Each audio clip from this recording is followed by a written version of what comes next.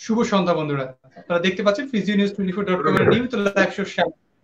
আর আমি ফিজিওথেরাপি চিকিৎসক সৈয়দ শামীম হাসান রয়েছি আপনাদের সাথে। বন্ধুরা, আমরা তো সবাই আসলে করোনা আতঙ্কে আতঙ্কিত। করোনা তো আসলে একটি সংক্রামিত রোগ, যেটি আসলে একজন থেকে অন্যজনে বা কোনো না কোনো ভাবে আসলে ছড়াচ্ছে, কন্টিনিউ ছড়াচ্ছে, এবং আমরা আসলে সেই ভয়ে ভীত সন্ত্রস্ত। এবং আমরা আসলে কিভাবে বাঁচতে পারি এটি নিয়ে ইতিমধ্যে বিশ্ব স্বাস্থ্য সংস্থা থেকে শুরু করে বিভিন্ন রকমের গাইডলাইন আমাদের সামনে চলে আসছে। এবং একটা জিনিস আসলে মনে করতে হবে, সেটি হলো যে দেখেন, আমরা সমাজের বিভিন্ন মানুষ যেরকম আলাদা আলাদা পেশাজীবী, আবার একই সঙ্গে আমাদের বয়স, কাজের ধরন সবকিছুই আলাদা আলাদা। তো এই যে ভিন্ন ভিন্ন মানুষ, ভিন্ন ভিন্ন বয়স, ভিন্ন ভিন্ন পেশা, প্রত্যেকেরই যত্নের ব্যাপারে কিন্তু কিছু ভিন্নতা রয়েছে। তো তাদের জন্য, এমনকি আমরা যদি চিন্তা করি স্পেশাল চাইল্ড যারা আছেন বা একটু বয়স্ক ব্যক্তি যারা আছেন, তাদের জন্য কিন্তু একটু স্পেশালি কেয়ার করতে হয় বা একটু আলাদা, সবার কিন্তু একরকম নয়। তো আজকে এই সংক্রামিত ব্যাধি জিনিসটি কি, বা এটি কেন এত ভয়ানক, কি এত সমস্যা তৈরি করতে পারে, কেন আমরা এত ভীত সন্ত্রস্ত ঘরে এখন সবাই, তো এই সব বিষয়গুলো নিয়ে আমরা আসলে আলোচনা করব। আপনার স্ক্রিনে দেখতে পাচ্ছেন আলোচনার জন্য রয়েছেন আমাদের আজকের অতিথি, আমাদের বলা যায় ফিজিওথেরাপি প্রফেশনের একজন গর্ব, আমাদের সকলের শ্রদ্ধেয় শিক্ষক সহযোগী অধ্যাপক ডক্টর মোহাম্মদ ইব্রাহিম খলিল স্যার। আজকে আমরা কথা বলবো আসলে এই সংক্রামিত ব্যাধি কি, এটি কি, এবং আমরা তো বললামই যে কি কি হয় সেগুলো সবকিছু নিয়ে আলোচনা। তাই এত কথা প্রথমেই বলার অর্থ হলো যে আমরা স্যারের কথা শুনবো, কথা শুনতে শুনতে আমরা চাই আপনারা কি ব্যাপার নিয়ে কথা বলছি সেটি প্রথমেই জেনে নেন এবং কিছু প্রশ্ন করেন, আপনার মতামত দিন, আপনারা কি জানতে চান সেটিও লিখুন। আপনাদের যদি কোনো জিজ্ঞাসা থাকে তাহলে সেগুলো লিখলে আসলে আমরা সেই প্রশ্নগুলোর উত্তর দিতে পারবো। আমরা এখন চলে যাই আমাদের অতিথির কাছে। স্যার, আপনাকে স্বাগত জানাচ্ছি physionews24 এর পক্ষ থেকে। থ্যাংক ইউ স্যার, এখন তো এই যে করোনা নিয়ে আমরা সবাই আতঙ্কিত, এবং 1 মাস হয়ে গেল আমরা এক কথায় বলতে গেলে লকডাউন সিচুয়েশনে আছি, সবাই বাসায় আছি, 1 মাসের উপরেই হয়ে গেল। তো আসলে এই ভাইরাস জিনিসটি কি, অনেকেই কিন্তু এই জিনিসটা মানে একটু এলোমেলো ভাবে চিন্তা করে বা বলে আসলে ভাইরাস জিনিসটা আসলে কি, বা সংক্রামিত ব্যাধিও বা কি জিনিসটা। ওকে, থ্যাংক ইউ। খুবই বার্নিং একটা কোশ্চেন, এবং এটাকে আমরা বলি কন্টেম্পোরারি বা সময়োপযোগী একটা প্রশ্ন, যেটা আসলে সবারই জানা উচিত যে আমরা এখন সবাই কিন্তু আসলে ভীত সন্ত্রস্ত এই কোভিড-19 নিয়ে। আপনারা জানেন যে বাংলাদেশ শুধু নয়, সারা বিশ্বে এখন এই কোভিড-19 আতঙ্ক। তবে এখানে বিশ্ব স্বাস্থ্য সংস্থা বলেছেন, WHO, যে আসলে আতঙ্কিত নয়, সচেতনতা হচ্ছে এর মূল উপায়। আমরা যদি সচেতন হই তাহলে আমরা এই রোগ থেকে মুক্তি পেতে পারি। তো আমরা প্রথমে আসি আসলে এই কোভিড-19 এটা আসলে কি। এটা আসলে ব্যাকটেরিয়া না, এটা হচ্ছে ভাইরাস। সংক্রমিক বা সংক্রমক ব্যাধি বলতে আমরা যেগুলো বুঝি ইনফেকশিয়াস ডিজিজ, কিন্তু আমরা এখানে মূলত মূল আলোকপাতটা করব কোভিড-19 which is affected directly by the virus, এবং it's a novel virus actually. এবং এটার যে চরিত্র বা ক্যারেক্টার বা নেচার, এটা কিন্তু প্রতিনিয়তই চেঞ্জ হচ্ছে। সো বিশ্ব স্বাস্থ্য সংস্থা থেকে শুরু করে সারা ওয়ার্ল্ডের যারা সায়েন্টিস্ট, তারা সবাই কিন্তু লক্ষ্য করতেছেন, অবজার্ভ করতেছেন আসলে যে আসলে এটা কিভাবে, এটার প্যাথোজেনেসিস বা কিভাবে এটা আসলে নেচার করছে, কিভাবে আসলে এটা এফেক্ট করছে। তো সবাই আসলে এটার ব্যাপারে এখনো পরীক্ষাধীন অবস্থান রয়েছে যে অ্যান্টিভাইরাল কোনো যদি ভ্যাকসিন আবিষ্কার করা যায় তাহলে হয়তোবা এটা সমূলে নির্মূল করা যাবে। কিন্তু যেগুলি এখন করা হচ্ছে সারা ওয়ার্ল্ডেই, সেটা হচ্ছে যে আসলে প্রিডিকশন, অর্থাৎ একটা চিন্তা ভাবনা বা হতে পারে সম্ভব ইমপ্রেশন নিয়ে কাজ করা হচ্ছে। কিন্তু এখনো আপনারা জানেন সে সারা ওয়ার্ল্ডে এখনো কেউ সাকসেসফুলি এখনো বলতে পারছেন না যে আসলে এই ভ্যাকসিনের কারণেই বা আমাদের এই ঔষধের কারণে বা এই ঔষধ দিয়ে যদি ট্রিটমেন্ট করি তাহলে আমরা কোভিড-19 কে সমূলে নির্মূল করতে পারবো। তবে যেগুলি হচ্ছে সেগুলো আসলে আমাদের চিরাচরিত বা ট্র্যাডিশনাল যে ভ্যাকসিন ভাইরালের বিরুদ্ধে, সেগুলি দিয়ে আসলে চেষ্টা করা হচ্ছে এর সাথে নতুন মাত্রা যোগ করার জন্য। যাই হোক, আমাদের মোট কথা হচ্ছে যে এই ভাইরাস এটা কিন্তু এখনো গবেষণাগারে রয়েছে, এবং বিভিন্ন ভাবে এর আসলে নেচারটা দেখা হচ্ছে, বিভিন্ন ভাবে টেস্ট করা হচ্ছে। আপনারা যদি লক্ষ্য করে থাকেন যে কিছুদিন আগে যুক্তরাজ্যে এবং যুক্তরাষ্ট্রে সরাসরি সায়েন্টিস্টদের বডিতে এটা প্রয়োগ করে তারা চিন্তা করছেন যে আসলে ফলাফল কি আসে, এবং তারা অলরেডি বলে ফেলছেন যদিও বিভিন্ন জরিপে বিভিন্ন ধরনের কথা আসছে, কিন্তু তারা বলছেন এটার আসলে ফলাফল পেতে আরো 1 বছর সময় লাগবে। সো আমরা সেদিকে যাচ্ছি না। মোট কথা হচ্ছে ভাইরাস হচ্ছে এমন একটা ডিজিজ বা কন্ডিশন বা সংক্রমক যেটা আসলে খুব সহসাই আসলে কিন্তু একে দমন করা যায় না বা এর নেচারটা ধরা যায় না, এবং খুব কম পরিমাণ ভাইরালের আসলে এই পরিমাণ ভ্যাকসিন আবিষ্কার হয়েছে, বা আমরা বলতে পারি আসলে ভাইরাসের কোনো আসলে প্রতিষেধকই নেই। সো দুটোই পাশাপাশি কিন্তু আপেক্ষিক। তো যাই হোক, আমরা যেহেতু আজকে সংক্রমক নিয়ে কথা বলছি, আমরা মূলত আজকে মূল হাইলাইট করব আমরা কোভিড-19 নিয়ে। এবং কোভিড-19 নিয়ে অক্সফোর্ড ইউনিভার্সিটির একটা গবেষণা দেখা গেছে যে ব্রিটিশ ইসলামিক মেডিকেল অ্যাসোসিয়েশন যৌথ প্রযোজনায় তারা একটা গবেষণা করেছেন, এবং তারা দেখিয়েছেন যে আমাদের যে কোভিড-19 এটা এখন যেহেতু মাহে রমাজান, এই রমাদানে আসলে কোভিড-19 কিন্তু আমাদের যে পপুলেশন রয়েছে তাদের উপরে বিশাল একটা প্রভাব ফেলতে পারে। প্রশ্ন হচ্ছে কেন? কারণ রমজান মাসে আমাদের যে জিনিসটা হচ্ছে সেটা হচ্ছে ডিহাইড্রেশন। অ্যাডিকুয়েট পরিমাণ যদি আমরা হাইড্রেট না হতে পারি, আমরা যদি ফ্লুইড ইনটেক না করতে পারি, তাহলে কিন্তু আমাদের বলা হচ্ছে, এই গবেষণায় বলা হয়েছে যে এর যে প্রকোপটা আরো বেড়ে যাবে। সো আমরা প্রথমে একটু হেডলাইন আমি দিয়ে নিচ্ছি এভাবে, যে কোভিড-19 এই রমজানে একটা ভয়াবহ রূপ নিতে পারে। এবং আমরা জানি এটাও যে আমাদের এখন 4th স্টেজে রয়েছে, 4র্থ স্টেজে আমাদের কোভিড-19 আক্রমণ রয়েছে, এবং এই সংক্রমণ কিন্তু এই সময় খুবই রিস্কেবল। এবং আমরা যদি এই স্টেজ 4 কে অতিক্রম করতে না পারি সাকসেসফুলি, তাহলে আমাদের জন্য এটা আসলে প্যান্ডেমিক, মানে ভেরি প্যান্ডেমিক, বা আমরা যেটা এপিডেমিক ব্রেকডাউন আমরা বলছি, সেটা কিন্তু প্রচন্ড আকার ধারণ করবে, এবং যেটা সাধারণ আমরা আমাদের ধারণার বাইরে চলে যাবে। অর্থাৎ অসংখ্য লোক এখানে এফেক্টেড হওয়ার দ্যার ইজ এ পসিবিলিটি।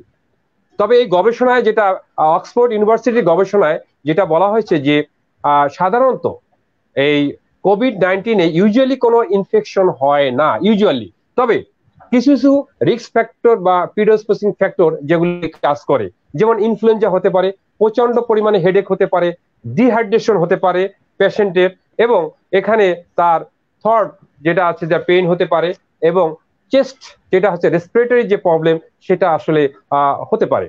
তো এগুলি কিন্তু সিমটোমেটিক। এবং পাশাপাশি এই গবেষণায় এটাও দেখা গেছে যে সব সময় সব পেশেন্টের ক্ষেত্রে যে এটা হবে তাও না, অনেক সময় দেখা যায় অ্যাসিমটোমেটিক, অর্থাৎ কোনো সিমটম ছাড়াও অনেক রোগী দেখা গেছে যে তারা নীরবে এই কোভিড-19 আক্রান্ত হচ্ছে এবং মারা যাচ্ছে। সো দুটোই কিন্তু পাশাপাশি সত্য। তো সংক্রমণের আসলে এই হচ্ছে এখনকার বার্নিং যে ইস্যু, সেটা হচ্ছে যে কোভিড-19 এটা আসলে সরাসরি কোনো ইনফেকশন এর সাথে জড়িত থেকেও হতে পারে, অথবা নন ইনফেকশিয়াস হতে পারে। তবে গবেষণার একদম কনক্লুশন হচ্ছে যে এটা আসলে উইদাউট কনক্লুশন, উইদাউট ইনফেকশন ছাড়াও কিন্তু এটা নীরবে এই ব্যাধি মানুষের মানুষ মৃত্যুবরণ করছে, যেটা আমরা দেখছি। এবং অনেক গবেষণায় এটা চলে আসছে যে আসলে আমরা জানি যে এটা 14 দিন পর্যন্ত কোনো আসলে এটার যে সাইন সিমটম আমরা যেটা বলি ক্লিনিক্যাল ফিচার, এটা কিন্তু আসলে শো করে না। এবং অনেকেই হয়তো নর্মাল যেটা আমাদের এই সিজনাল আমরা যেটা বলি যে হাসি কাশি, স্নেজিং, অথবা যেটা কোল্ড, রাইনাইটিস, এই ধরনের কিছু জিনিস আসলে আমরা মনে করি, কিন্তু আসলে দেখা যাচ্ছে যে আসলে এটা অলরেডি তাকে কোভিড-19 আক্রান্ত করে ফেলছে, এবং খুব সিভিয়ারিটি ধারণা করার আগেই কিন্তু দেখা যাচ্ছে তার হয়তো মৃত্যুবরণ করছে। এবং যে ক্ষেত্রে এখানে আরেকটা গবেষণা আরেকটা ফলাফল দেখানো হয়েছে যে এই যে কোভিড-19 এটা আসলে 20% লোকের সিমটম প্রকাশ পায়। আমরা যে সিমটমের কথা এত বলছি বারবার টেলিভিশনে বিভিন্ন প্রোগ্রামে, আসলে 20% of the people are symptomatic, আর এছাড়া 80% পিপল আর অ্যাসিমেট্রিক। তাদের কিন্তু কোনো সিমটম থাকে না, no symptom, but they are die. Thank you sir. সেক্ষেত্রে তাহলে এই যে মানে সিমটম অনেকের প্রকাশ পাচ্ছে, অনেকের পাচ্ছে না, কিন্তু আসলে মানুষগুলো যে মারা যাচ্ছে, কারণ করোনা হলেই তো আসলে মারা যাচ্ছে না, কিন্তু যারা মারা যাচ্ছে তাদের আসলে মূল প্রবলেম গুলো কি দাঁড়াচ্ছে, বা কি কারণে আসলে তারা মারা যাচ্ছে? আচ্ছা, যেটা হচ্ছে যে আসলে এটা বলা হচ্ছে যে এই কোভিড-19 এমনই একটা ভাইরাস, এবং যেহেতু এটার আসলে মূল যে চরিত্রটা বা আসল যে ফিচার সেটা আসলে কারোই এখনো দখলে নাই, এটা করে কি হঠাৎ করে আক্রান্তর পরে খুব অ্যাকিউট সাডেন অ্যাটাক করে ফেলে। অ্যাকুইট সাডেন অ্যাটাক করে ফেলে, এবং যেটা করে যে হঠাৎ করে আস্তে আস্তে আস্তে আস্তে পুরো বডিটাকে ফ্যাটিক করে ফেলে। কিন্তু এই যে ঘটনাটা ঘটছে এটা কিন্তু যেহেতু লং লাস্টিং করে না, পেশেন্টের এই জিনিসটা মানে হঠাৎ অ্যাটাক এবং হঠাৎ মৃত্যু, ব্যাপারটা হচ্ছে এরকম। কারণ এমন কোন কেস এখনো আসে নাই যে একটা ব্যক্তি কোভিড-19 আক্রান্ত হয়ে সে 2 সপ্তাহ আসলে বিছানায় কাতরাচ্ছিল অথবা হসপিটালাইজড হয়েছিল এরকম, এবং খুব সিভিয়ার তার ফিজিক্যালি সে ইলনেস ছিল, বা বডি তার অন্যান্য সিমটোমেটিক প্রবলেম তার ছিল, যেমন কিডনিতে অথবা হার্টে অথবা লিভারে এই ধরনের সিমটোমেটিক কোনো মানে সিস্টেমেটিক কোনো ইনভলভমেন্ট তার হয়েছিল, অথবা ইনফেকশন তার হয়েছিল।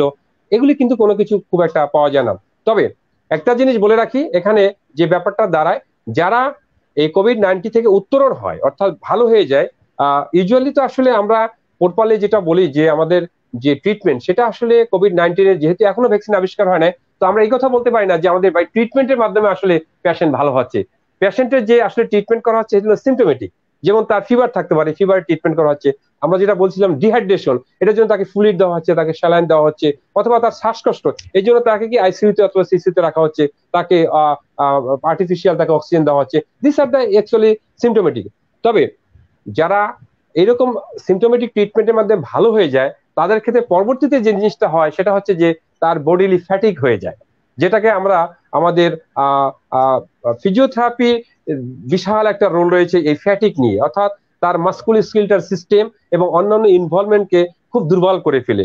এবং ফ্যাটিক শব্দটা মূলত মাস্কুলোস্কেলেটাল সিস্টেমকেই আসলে মেইনলি ইনভলভমেন্ট করে, যার জন্য দেখা যাচ্ছে পেশেন্ট আসলে অনেকটা নিস্তেজ ফিল করে, এবং পেশেন্টের মনে হয় তার বডিতে যে পরিমাণ শক্তি ছিল সেটা সে হারিয়ে ফেলছে।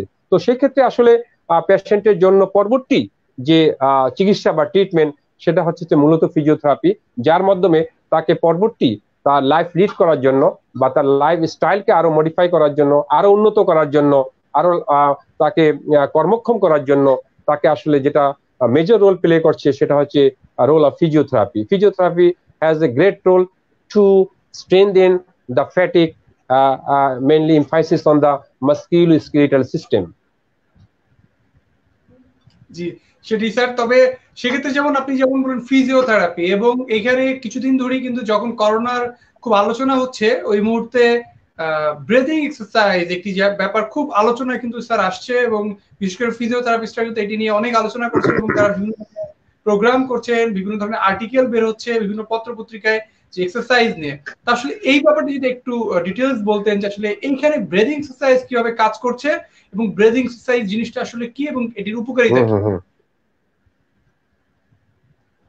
আচ্ছা, ব্রিদিং এক্সারসাইজ আসলে ইটস এ নরমাল ফিনোমেনন। আমরা দৈনন্দিন জীবনে আমরা প্রত্যেকে কিন্তু শ্বাস নিচ্ছি, নিঃশ্বাস ফেলছি, অর্থাৎ ইন্সপিরেশন ইন্সপিরেশন এবং এক্সপিরেশন, এটাকে আমরা বলতেছি রেসপিরেশন বা শ্বাস প্রশ্বাস।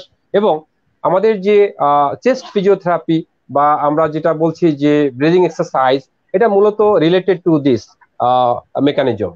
তো এখন কোভিড-19 নিয়ে যেভাবে আমরা বলছি যে ফিজিওথেরাপি এখানে একটা রোল প্লে করে, তবে সেক্ষেত্রে এটা খুব স্পষ্টত যে আসলে এই ফিজিওথেরাপি বা চেস্ট ফিজিওথেরাপি বা ব্রিদিং এক্সারসাইজ আমরা এই ধরনের পেশেন্টকে আসলে যদি দিতে চাই তাহলে আমরা আসলে কিভাবে দেব, এটা কিন্তু একটা প্রশ্ন থেকেই যায়। যেহেতু এটা পার্শ্ব একটা বাসায় যদি কেউ এই ব্রিদিং এক্সারসাইজ কাউকে দেওয়া হয়, তাহলে তার শ্বাস প্রশ্বাস থেকে কিন্তু আরেকজন আক্রান্ত হতে পারে।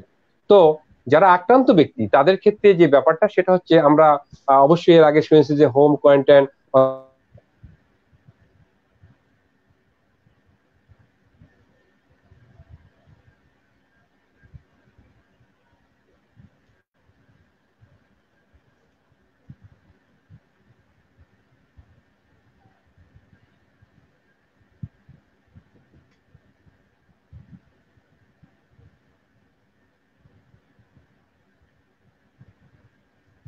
স্যার কি শুনতে পাচ্ছেন?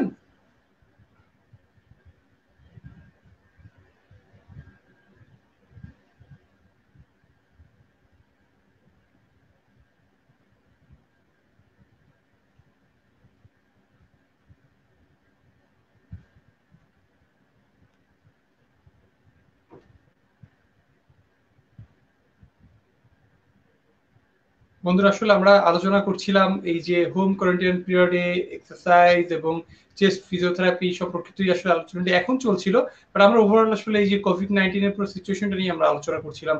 আর বিশেষ করে আসলে এই মুহূর্তে কেন এটি নিয়ে এত ভয়, আমরা কেন এটি নিয়ে এত ভীত সন্ত্রস্ত, এই ব্যাপারগুলো নিয়ে আসলে আলোচনা করছিলাম। আমাদের অতিথির কানেকশনটি হয়তো বা ডিসকানেক্ট হয়ে গিয়েছে, এই জন্য সমস্যা হচ্ছে। আমরা একটু অপেক্ষা করি, আমার মনে হয় আবার আমরা কানেক্ট হয়ে যাব এবং আমরা কানেক্ট হলে আবার কথা বলবো। তো আসলে যেটি বলছিলাম, প্রতিনিয়ত কিন্তু আসলে এই কোভিড-19 এর সিম্পটম গুলো চেঞ্জ হচ্ছে, এগুলোর কারণগুলো চেঞ্জ হচ্ছে। তো আমরা বোধহয় কানেকশন পেয়ে গিয়েছি। জি, জি স্যার, আমরা আপনি যেটা পাচ্ছেন? জি বলছিলাম আমরা যে আসলে আমাদের এই ধরনের ব্রিদিং এক্সারসাইজের ক্ষেত্রে কোভিড-19 এর ক্ষেত্রে যেহেতু আমরা এখন অনেক পেশেন্টের আমরা ইতিমধ্যে জেনে ফেলছি যে আইসোলেশনে রেখে আসলে ট্রিটমেন্ট করা যেতে পারে, এবং সেটা আমাদের এখন অনেকটা ম্যান্ডেটরি যদি তার আসলে এটা অলরেডি ডিটেক্টেড হয়ে থাকে যে যে কোভিড-19 সে আক্রান্ত। তো এক্ষেত্রে একটা সুফলও আছে যে যেহেতু এখানে রেসপিরেটরি প্রবলেম পেশেন্টের খুব প্রচন্ড আকার ধারণ করে, সেক্ষেত্রে কিন্তু ফিজিওথেরাপি একটা রোলও রয়েছে। অ্যাকুট স্টেজে আমরা ইউজুয়ালি হসপিটালের বেডে অথবা আমরা বাসা বাড়িতে যেমন আমরা ভয় পাচ্ছিলাম যে আসলে এটা দিলে এখান থেকে স্প্রেডিং, আমরা গত প্রোগ্রামে এটা বলেছিলাম যে there is a more chance just to spreading the another person. কিন্তু আমরা যদি আইসোলেশনে রেখে পেশেন্টকে এই ধরনের ব্রিদিং এক্সারসাইজ বা চেস্ট ফিজিও দেই, তাহলে এটা সেফার জোন। এবং এই ক্ষেত্রে আমরা নর্মাল যে তাকে চেস্ট ফিজিওথেরাপি অথবা রেসপিরেটরি এক্সারসাইজ দেই, সেই প্যাটার্নে আমরা কিন্তু এখানে তাকে এনশিওর করতে পারি। তাতে তার যে আমাদের নর্মাল যে অক্সিজেন থেরাপি আমরা যেটা বলছি যে আর্টিফিশিয়াল অক্সিজেন থেরাপি, যেটা পেশেন্টের অ্যাকুট স্টেজে দেওয়া লাগে, পরবর্তী স্টেজে তাকে অথবা সরাসরি আর্টিফিশিয়াল অক্সিজেন না দিয়েও আমরা ফিজিওথেরাপির মাধ্যমে ফিজিওথেরাপির রেসপিরেটরি যে এক্সারসাইজ বা আমরা যেটা বলছি যে ব্রিদিং এক্সারসাইজ বা চেস্ট ফিজিও, এটার মাধ্যমে কিন্তু আমরা সেই অক্সিজেনের অভাবটা পূরণ করতে পারি এবং পেশেন্টের নর্মাল যে রেসপিরেশন সেটা কিন্তু তাকে দেওয়া যেতে পারে।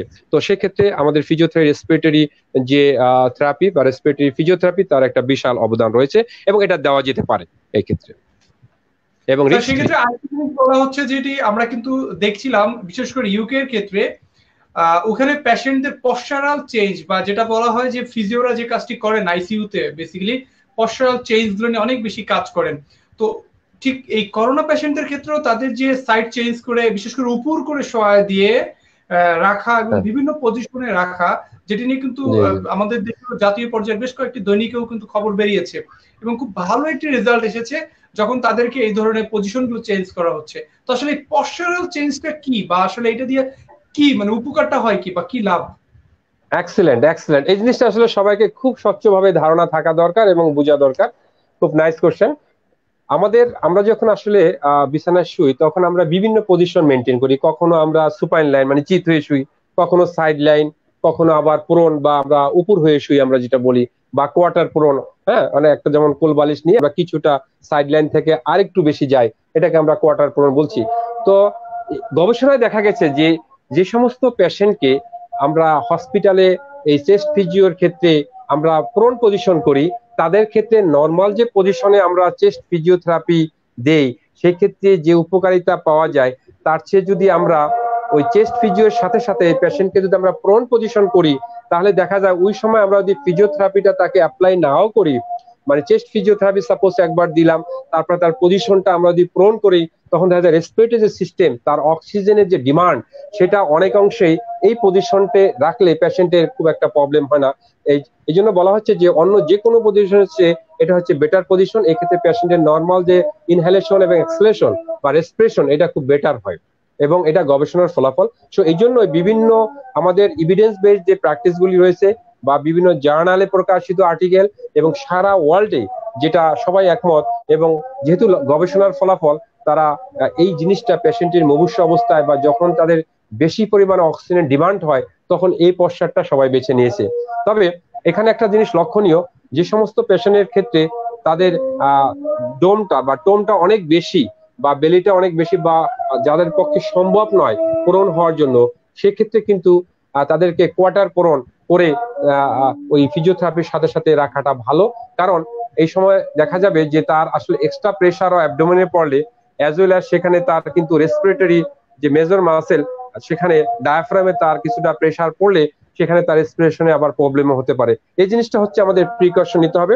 তবে ওভারঅল কথা হচ্ছে আমরা যদি প্রোন পজিশনটাকে বেছে নেই বা উপর হয়ে যে পজিশনটা, এটা কিছুক্ষণের জন্য 10 মিনিট 15 মিনিট আমরা এটা রাখবো, তারপর আবার সাইড লাইনে নেবো, আবার আমরা সুপাইন লেভেল নেব। তবে আমরা সবসময় লক্ষ্য রাখবো যে সমস্ত পেশেন্টের ক্ষেত্রে প্রোন পজিশনে কোনো সমস্যা নাই, তাদের ম্যাক্সিমাম সময়টা আমরা পজিশন চেঞ্জ করব বারবার, ঠিক আছে, বাট ম্যাক্সিমাম সময়টা যাতে আমরা প্রোন রাখতে পারি, তাহলে আমাদের যে অক্সিজেন যে ইনহেলেশন বা অক্সিজেন রেসপিরেটরি সিস্টেমের যে একটা নর্মাল যে ফাংশন সেটা অনেক স্মুথ হয় এবং patient feel very comfort.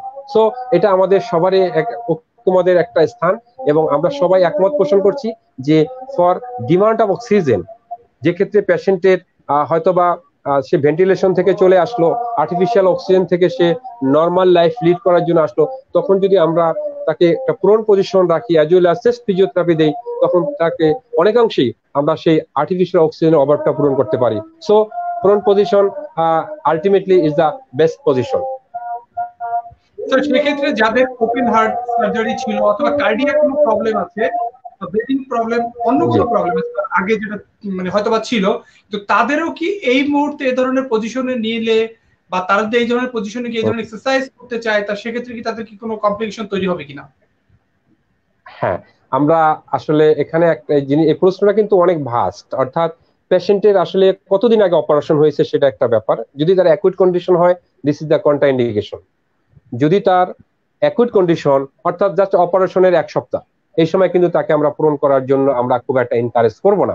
But যদি এমন হয় যে তার ক্রনিক কন্ডিশন এবং পেশেন্টের ওই পজিশনে গেলে তার অপারেশন হয়ে গেছে, ওপেন হার্ট সার্জারি ছিল, that's doesn't matter, but say prone পজিশনে অভ্যস্ত এবং তার সমস্যা হচ্ছে না, বেশ অনেকদিন আগে হয়ে গেছে এবং পেশেন্ট ফিল কমফোর্ট, সেক্ষেত্রে আমরা দেওয়া যেতে পারে।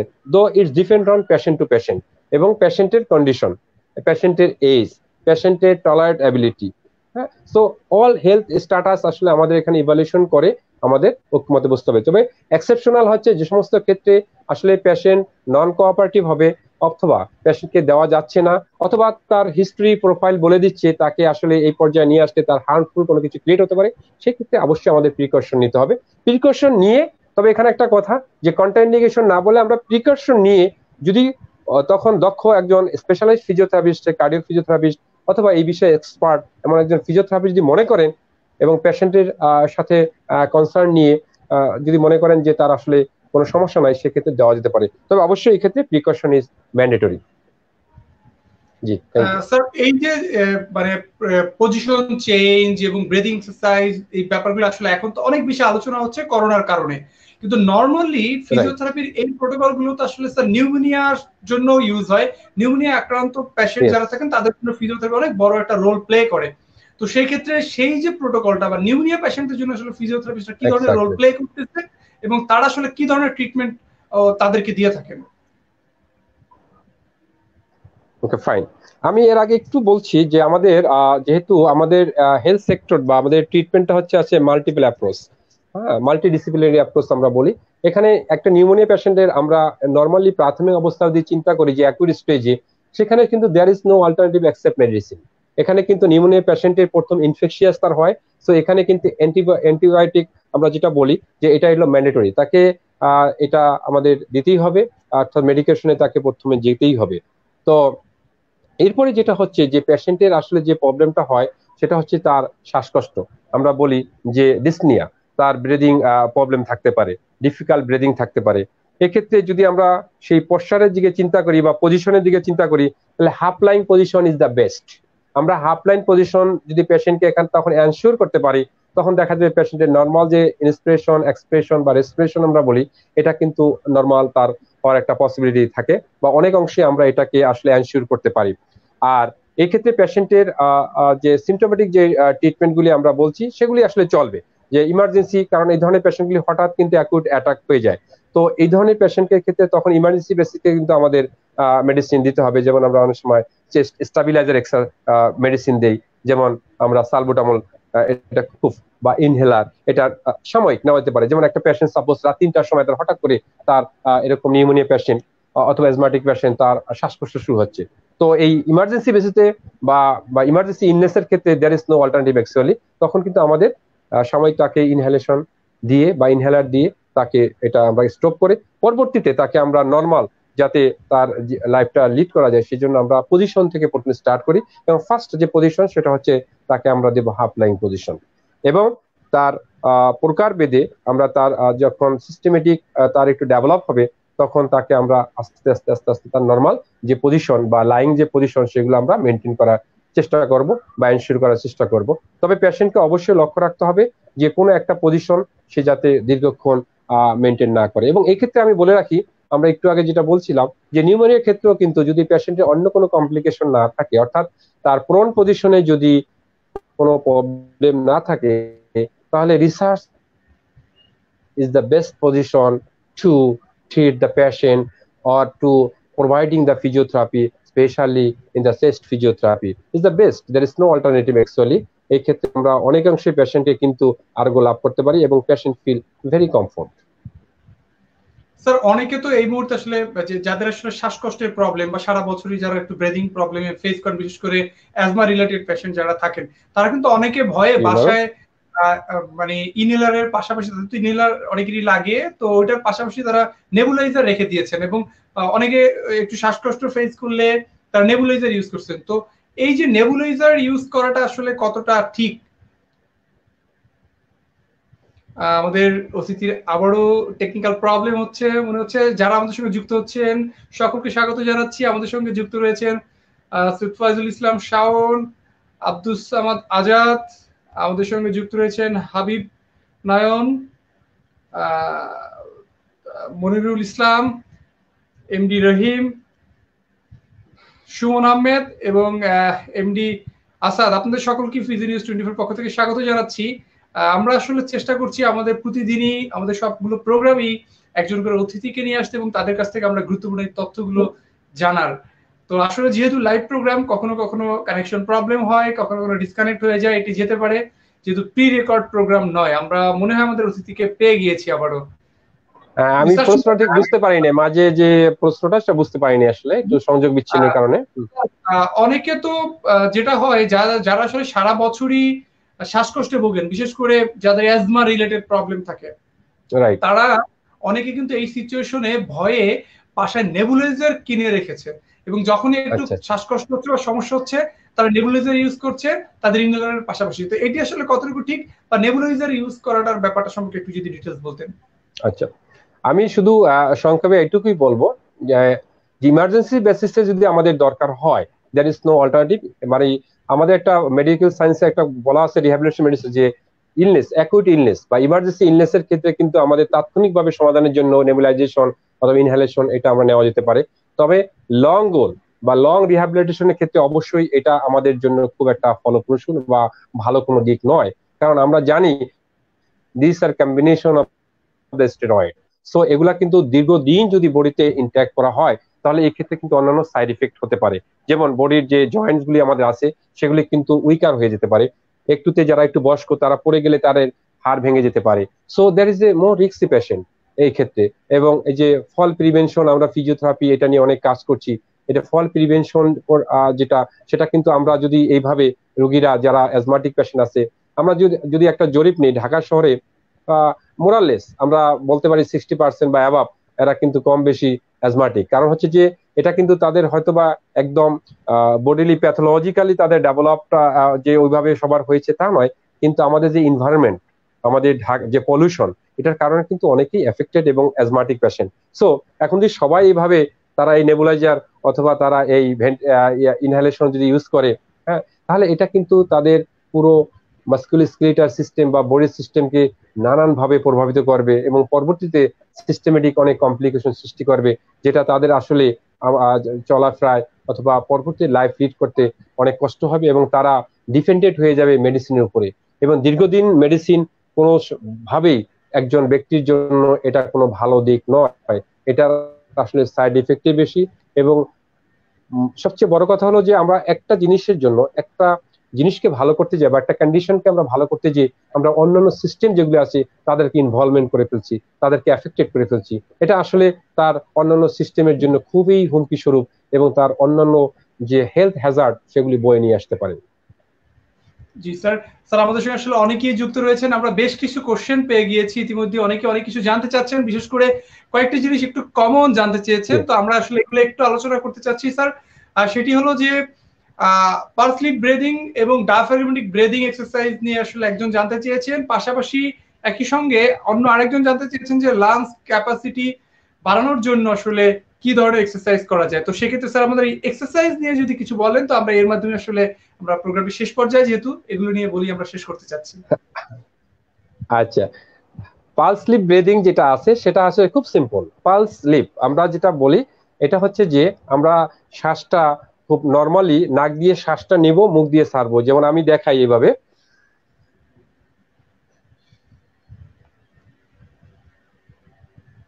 আমরা নাক দিয়ে খুব একদম বুক ভরে শ্বাস নেব এবং যখন মুখ দিয়ে ছাড়বে আমরা ঠোঁটটাকে একটু সরু করে আস্তে আস্তে দীর্ঘ সময় নিয়ে প্রশ্বাস ছাড়বো। এবং সবসময় বলা আছে যে আমাদের ইনস্পিরেশনের চেয়ে আমাদের এক্সপ্রেশনের যে সময়টা সেটা অনেক বেশি দিতে হবে এবং খুব রিল্যাক্স হইতে করতে হবে। এটা হলো পালস স্লিপ ব্রিদিং। এবার এটা ইন্ডিকেশনটা আমি বলে দিচ্ছি। এটা হচ্ছে যদি কারো স্পাজম থাকে কারো, সেই ক্ষেত্রে এটা ইন্ডিকেশন পালস স্লিপ ব্রিদিং। এবং আমার মনে হয় সবাই বুঝতে পারছে ব্যাপারটা, যে আমরা নাক দিয়ে বুক ভরে শ্বাস নিব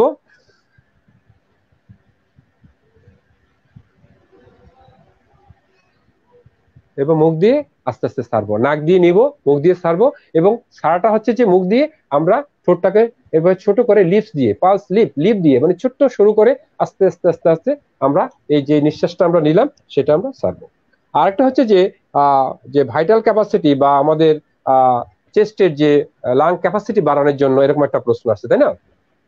চেস্ট ক্যাপাসিটি বাড়ানোর জন্য সেটা হচ্ছে যে আমরা যদি ডায়াফ্রাগমেটিক ব্রিদিংটাকে এনশিওর করতে পারি, তাহলে কিন্তু আমাদের এই ক্ষেত্রে আমাদের এই যে লাং ক্যাপাসিটি আমরা বলি সেটা আমাদের এনশিওর করা যাবে। এটা কি? এটা পেশেন্টকে আমরা চিত হয়ে এভাবে শোয়াবো এবং পেশেন্টের হাতটাই আমরা এখানে রাখতে পারি। আবার আসলে কানেকশন ডিসকানেক্ট হয়ে গিয়েছে, আমরা হয়তো একটু অপেক্ষা করি, আমরা মনে হয় কানেকশনটা পেয়ে যাব আবার খুব দ্রুতই। তো আসলে এক্সারসাইজ দেখাচ্ছে লো, তো এক্সারসাইজ গুলো এই মুহূর্তে আসলে অনেক বেশি ইম্পর্টেন্ট আমরা জানি, এবং এই এক্সারসাইজ গুলো নিয়ে অনেক কথা হচ্ছে কিন্তু বেশ কিছুদিন ধরে, তো আমাদের সবারই জানা উচিত। জি, যেটা বলছিলাম যে লাং ক্যাপাসিটি বাড়ার ক্ষেত্রে পেশেন্টকে আমরা চিত হয়ে শোয়াবো বা সুপাইন পজিশনে শোয়াবো। পেশেন্টের হাতটাই আমরা তার ডায়াফ্রামের উপরে রাখবো এবং পেশেন্ট ডায়াফ্রামের উপর এভাবে রাখতে পারে। সাপোজ সুপাইন পজিশন বা চিত হয়ে শুয়ে আছে, এবার পেশেন্টকে বলতে হবে আপনি খুব বড় করে নাক দিয়ে শ্বাস নেন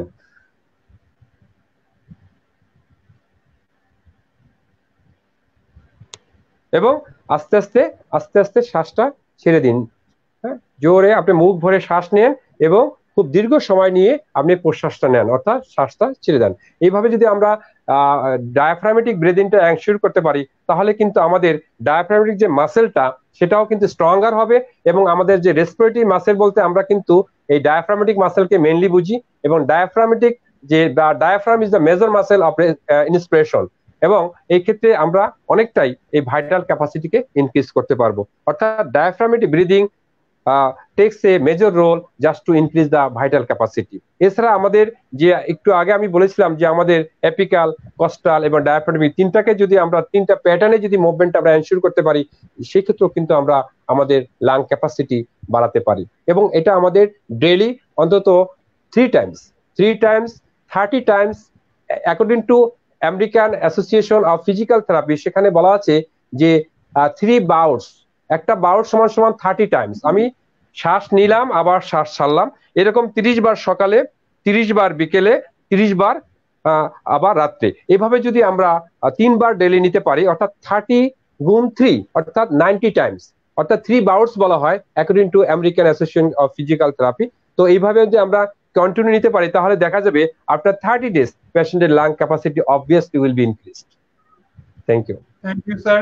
আমরা আরেকটি কোশ্চেন নিব স্যার, কারণ অনেক কোশ্চেন চলে আসতেছে। আমরা আলিফ ঢাকা থেকে, উনি জানতে চেয়েছেন যে আসলে এই মুহূর্তে যেহেতু আমরা ঘরের বাইরে যেতে পারছি না, তো ভিটামিন ডি তো আমাদের জন্য খুবই গুরুত্বপূর্ণ।